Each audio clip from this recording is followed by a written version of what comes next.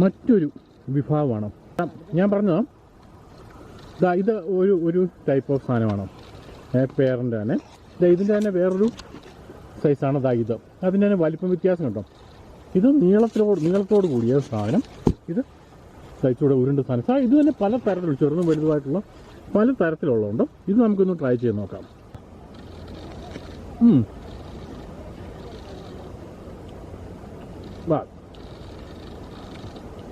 സൂപ്പറുണ്ട്.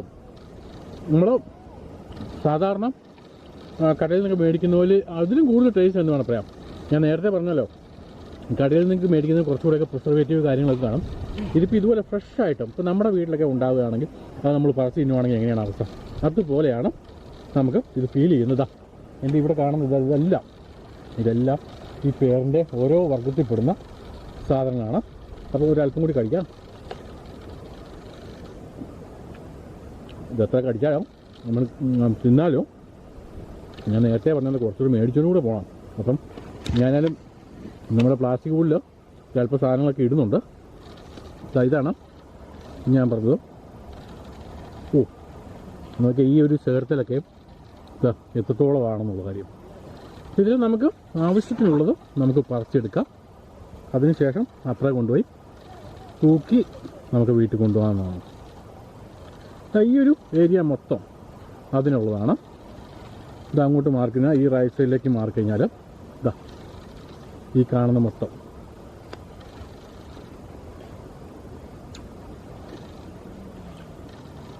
ഇതിങ്ങനെ കുറേ അങ്ങോട്ടുണ്ട്, കുറേ അങ്ങ് കിടക്കുന്നതാണ്. ചുമ്മാ പഴുത്ത് നിലത്തൊക്കെ ആയിട്ട് ഇങ്ങനെ കിടക്കുന്നുണ്ടോ.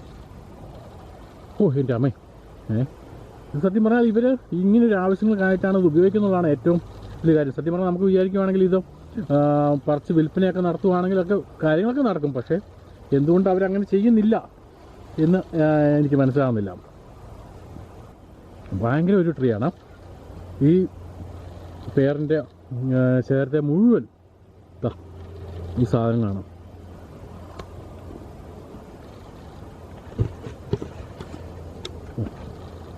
എൻ്റെ അമ്മേ, എന്നാലും അടിപൊളിയാണ്. ഇത് മുഴുവൻ ഞാൻ നേരത്തെ പറഞ്ഞ ആ ഒരു സാധനമാണ്. ഇങ്ങനെ വിളഞ്ഞ് കിടക്ക കണ്ട. ഓക്കെ, ഇങ്ങനെ ഒരെണ്ണെടുത്ത് പറിച്ച് ഇങ്ങനെ കഴിച്ച് നോക്കാം. ഇത് ഞാൻ മുമ്പേ തിന്നതിനേക്കാളും സൂപ്പർ ടേസ്റ്റാണ്. ഓക്കെ, ഇവരും ടേസ്റ്റാണ്.